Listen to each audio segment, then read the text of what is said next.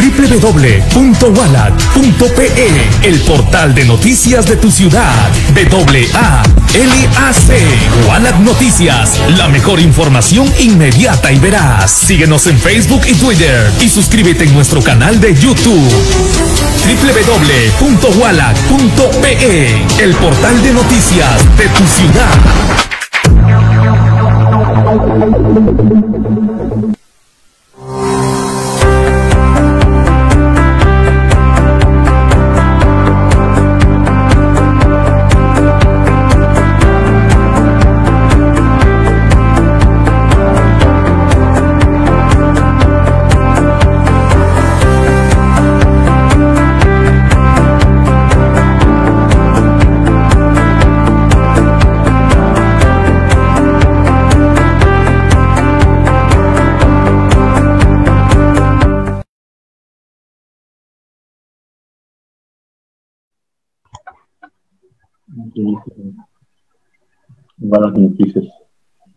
Hola, ¿qué tal? ¿Cómo están, amigos del programa Tú Decides? Estamos en una noche más de análisis postelectoral.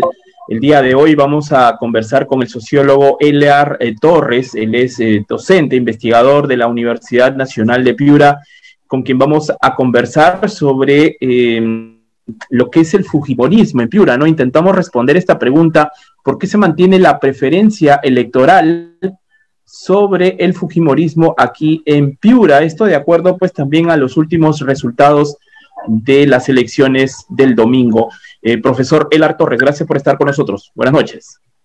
Buenas noches, saludos a toda la audiencia de tu programa. Y gracias por la entrevista. Estamos aquí dispuestos a responder cualquier interrogante según nuestros enfoques, ¿no? Del campo de la política, ¿no? Muy bien, profesor.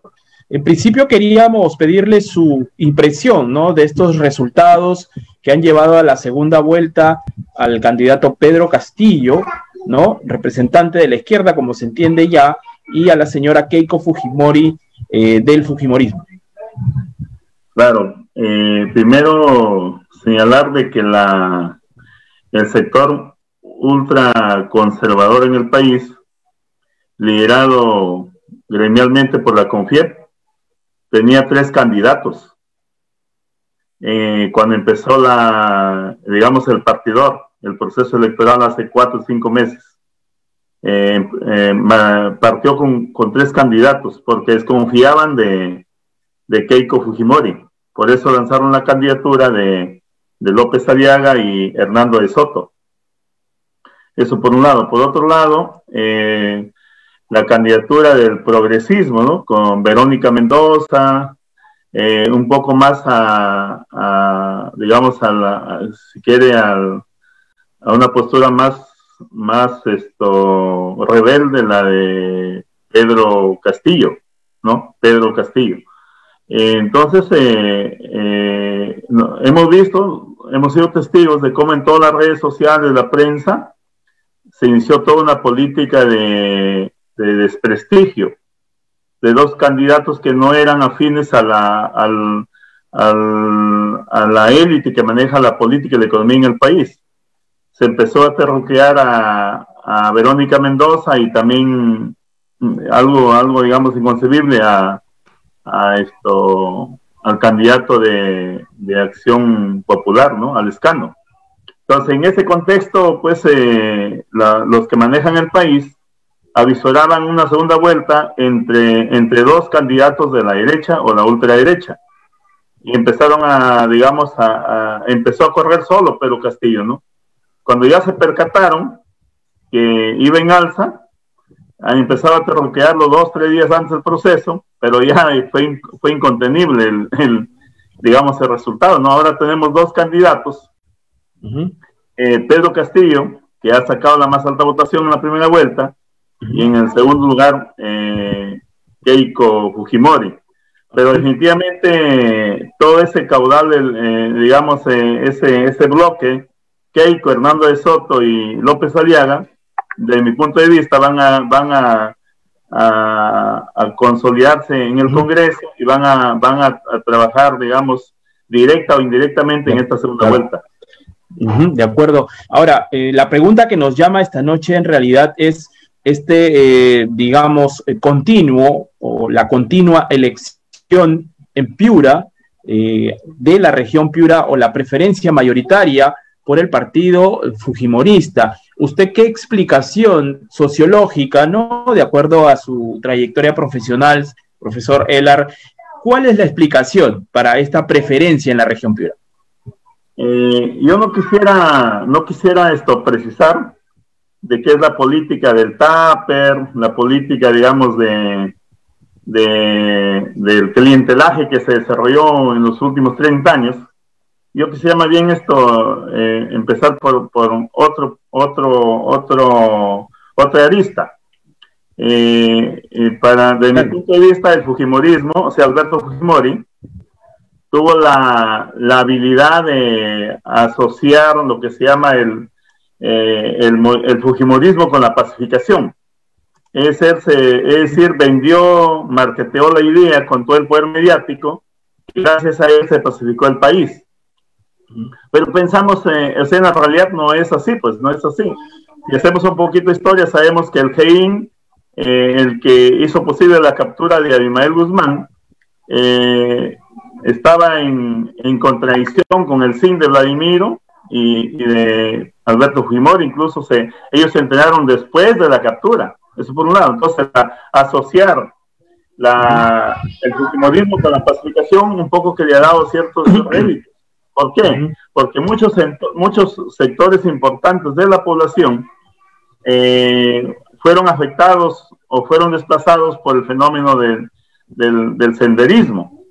Y a eso hay que sumarle el clientelaje político, ¿no? Las políticas sociales que fueron orientadas a manipular al electorado. Pero otro aspecto importante también, en el país, creo que Fujimori tuvo, eso hay que reconocerlo, tuvo digamos, el tiempo de ir a las comunidades más alejadas, ¿no? Inaugurar las escuelas, los colegios, y eso ha quedado en la memoria y en la retina de los pobladores.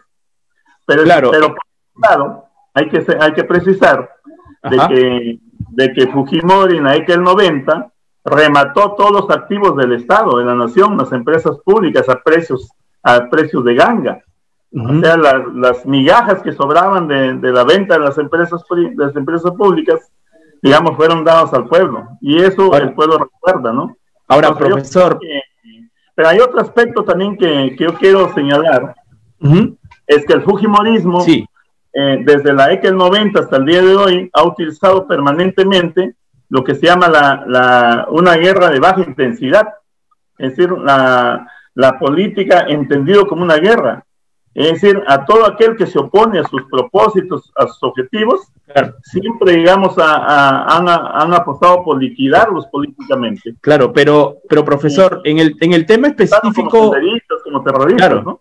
Claro, pero en el caso específico de Piura, no sé si usted comparte esta opinión, pero creo que específicamente en Piura la razón sería esta investigación no escrita, por lo menos formalmente, de que hay un recuerdo de Alberto Fujimori, de un presidente que estuvo cercano cuando hubo desgracias en la región.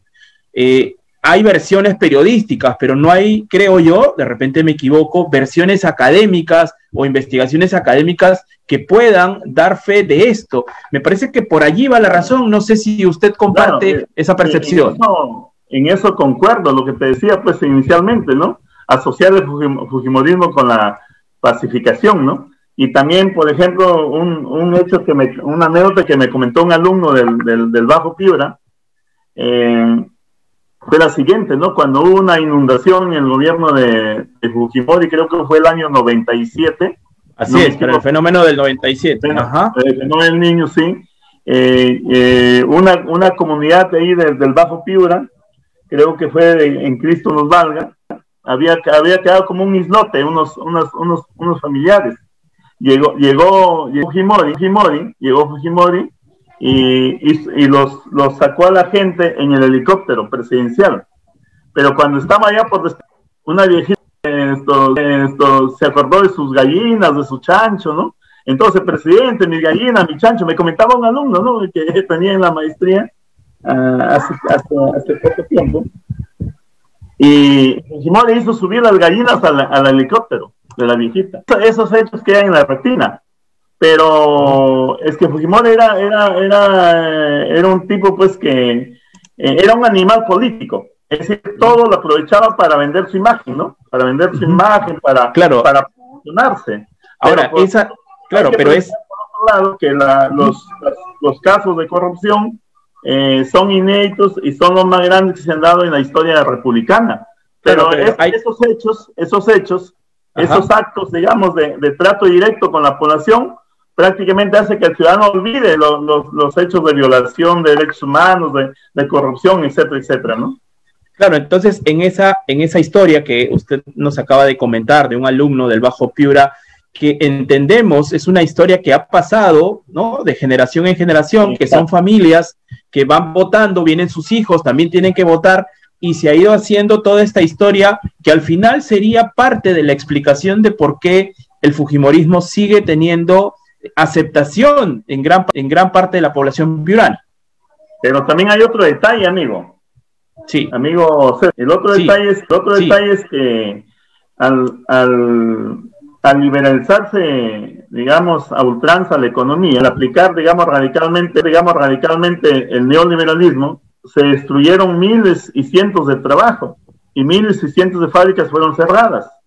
Entonces, la gente quedó en la calle, se impuso la cultura combi, ¿no? Entonces, las calles se llenaron de ambulantes, pues la gente tenía que sobrevivir. Pero cientos y miles de compatriotas a nivel nacional y en Piura concretamente no tenían acceso a los alimentos. Entonces aparecieron los comedores populares y esos comedores eran abastecidos con alimentos a partir del PRONA. No sé si recuerdas el PRONA. Claro, el Programa Nacional de Alimentación. Claro, entonces para la gente, para el ciudadano de a pie, para el ciudadano digamos, de pie, Fujimori les daba el alimento. Claro. Entonces, esa política asistencialista ha sido tan efectiva, conserva, ¿no? Claro. Más aún cuando tenemos este modelo económico, en los últimos 30 años, prácticamente ha liquidado y ha precarizado la fuerza laboral en el país. Claro, nuestro equipo de producción, por ejemplo, ha conseguido tres mapas de lo que han sido las últimas 3 elecciones. No sé si nos ayuda ahí Joxer, que está en controles.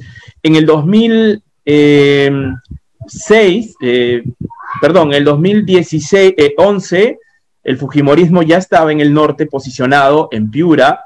En las elecciones del 2016 también estuvo el fujimorismo posicionado en el norte, y ahora el 2021 nuevamente, ¿no? Entonces llevamos 3 elecciones continuas, sin contar pues la del 2006, ¿no? De donde el fujimorismo ha estado casi reinando en el norte, ¿no? Porque habría que contar también a Tumbes dentro de esto. Ahora en estas elecciones había una variante en Lambayeque, porque ya ha estado ahí Rafael López Aliaga, ha conquistado ese pedazo del Perú. En Trujillo ya apareció el partido de César Acuña, pero digamos, en el extremo norte, incluyendo Piura, Tumbes, se mantiene esta tendencia fujimorista. La pregunta es, profesor, si hay otras opciones políticas que aparentemente son bastante buenas, ¿no? ¿Por qué no cala ese mensaje en estos electores del norte? ¿Qué cree que está pasando? Claro, pero hay otro elemento que sería interesante tomar en cuenta para el análisis. ¿Cuál es la oferta del autoritarismo? Entonces, el fujimorismo, por naturaleza, en su ADN es el autoritarismo. Y la gente como que busca un candidato que le ofrezca mano dura. Por eso es que Keiko permanentemente en su campaña plantea mano dura, ¿no? Para todo, pero menos para su gente, ¿no? Mano dura contra la delincuencia, incluso en un momento pena de muerte para los violadores, ¿no? Sabiendo de que, bueno, estamos adheridos a la Corte Interamericana de Derechos Humanos, ¿no? Ese discurso de mano dura es lo que añora la población. Pero hay otro aspecto que tenemos que sacarlo del análisis del contexto nacional y regional, es que Lima y el norte del país son los sectores o los espacios geográficos, sobre todo de la costa, que están mejor beneficiados del proceso de la globalización de la economía. Por ejemplo, tenemos a miles, a cientos de mujeres en Piura trabajando en las agroexportadoras. Sabemos que están sobreexplotadas, que están trabajando en condiciones de semi-esclavitud, pero tienen una tarjeta de plástico que van a los cajeros y retiran su dinero y se sienten parte de la modernidad, ¿entiendes? Entonces, como que el norte, Piura, concretamente hablamos de Piura, digamos, se está beneficiando del contexto de la globalización de la economía. Entonces, ahora, pero estar bancarizado no es malo, ¿no? Estar bancarizado no es nada malo. Claro, no digo que está mal. Lo que yo digo, estoy hablando de lo que es la precarización del trabajo, no tener derechos laborales, derechos básicos, elementales, a eso vamos, ¿no? Entonces a la gente no le interesan sus derechos. La gente no está interesada en sus derechos básicos, elementales. No está interesada en tener acceso a un acceso de calidad a la salud, a la educación, a los servicios básicos. Lo que le interesa es, bueno, tener un trabajo, no importa que esté precarizado. Claro, entonces, pero es parte de la globalización. Ahora, pero si hay propuestas políticas, por ejemplo, como Verónica Mendoza, que propone que se humanice el trabajo, ¿no? Y entendiendo que esto es sano, es bueno, ¿por qué ese mensaje no cala en el elector piurano y prefiere a otras tiendas políticas? ¿Cuál es su análisis en eso? No olvidemos que la población del norte del Perú, Lima, el norte del Perú, Piura en concreto, es un ciudadano conservador. No es muy asequible al cambio, a los cambios. Y eso lo vemos históricamente. Por ejemplo, en la guerra con Chile, la oligarquía piurana prefirió pagar impuestos al invasor chileno que apoyar, digamos, a la resistencia de Andrés Sabelino Cáceres. Y así lo hemos visto permanentemente. A pesar, digamos, de que hemos tenido ciudadanos ilustres en la región Piura. Pero yo creo que hay una cuestión de idiosincrasia también, ¿no? De apostar por la postura del fujimorismo. Pero yo creo que en la medida que la gente acceda a la educación, acceda, digamos, a una mejor educación de calidad, se va a ir desfujimorizando la población. Por eso es que tenemos que el elector de la sierra es un elector más crítico. ¿Por qué es más crítico? Porque no se beneficia de la llamada modernidad, entre comillas. Hablo del elector de rural de Huancabamba, de Vaca, ¿no? De Guarmaca, por ejemplo. Ok. Entonces, profesor, para ir cerrando ya esta entrevista que está bastante interesante, el 6 de junio son las elecciones por la segunda vuelta. ¿Usted cree que, como dice César Hildebrand, Keiko Fujimori la va a tener muy fácil para ganar la segunda vuelta? ¿Y usted cree que además Piura ayudará en esa victoria o cree que la historia va a ser diferente en estas semanas antes de esa segunda vuelta? Yo creo que no va a ser tan fácil el hipotético triunfo de Keiko Fujimori, porque tiene una carga bien pesada, que es ser la representante del gobierno más corrupto de la historia republicana, 1 y 2. En el contexto de la pandemia, digamos, se han caído las caretas de las bondades del modelo neoliberal. La gente ya entendió que el mercado no distribuye riqueza, sino distribuye pobreza. La gente está vivenciando que no tiene acceso a la salud, a la educación de calidad, y eso es por resultado de la aplicación del modelo económico. Pero yo creo que los resultados de la segunda vuelta, digamos, no son tan halagadores para la extrema derecha. Entonces yo creo que se va a iniciar todo un proceso de coalición, digamos, espontánea, de los sectores que quieren apostar por un cambio en el país. Para las élites, para los grupos de poder, hablar de cambio es sinónimo de terrorismo, es sinónimo de sedición, es que entienden, digamos, como en un inicio, entienden la política como una guerra de baja intensidad, y además el fujimorismo entiende a la política como un negocio. Ha levantado toda una estructura de Estado de Derecho para beneficiar a las grandes empresas. Yo creo que, digamos, los resultados van a ser va a haber una correlación importante, pero gane quien gane en la segunda vuelta, el Perú va a ingresar a una coyuntura, digamos, de inestabilidad social.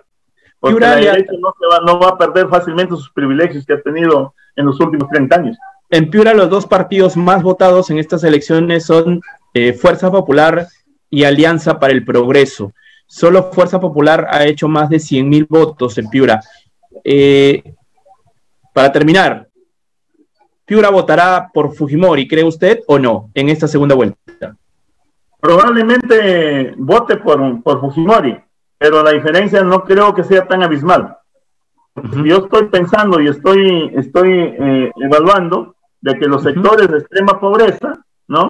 Van a tener un momento de sensatez y racionalidad, y no creo que persistan en votar por los que siempre les han condenado a las condiciones infrahumanas de vida en que se encuentran, ¿no? Pero yo creo que no va a ser tan abismal la diferencia. Profesor Elar Torres, le agradezco mucho esta comunicación con nuestro programa Tú Decides, y seguramente vamos a estar conversando más adelante, entendiendo cómo vayan pasando estas semanas antes de la segunda vuelta. Muchísimas gracias. Gracias a ustedes, saludos. Hasta luego. Muy bien, estuvimos con el profesor Elar Torres, él es sociólogo de la Universidad Nacional de Piura, con quien estuvimos conversando para intentar entender, ¿no? Intentar buscar una respuesta a por qué se mantiene la preferencia electoral por el fujimorismo aquí en Piura. Lo que intentamos son buscar respuestas. No estamos tomando desde nuestra posición como medios un partido o otro partido. Simplemente buscamos con los expertos una explicación para que usted, amigo y amiga que nos ve a través de esta alianza electoral entre Infomercado y Wallach Noticias, se haga usted su idea, haga usted su propio debate, su propio diálogo en los grupos sociales, que eso es lo importante, y que usted pueda tomar la mejor decisión que crea conveniente. Nosotros estamos llegando hasta aquí con esta entrevista, agradecerle nuevamente al profesor, y nos estamos viendo en las próximas horas con más entrevistas aquí en el programa Tú Decides. Nos vemos, muy buenas noches.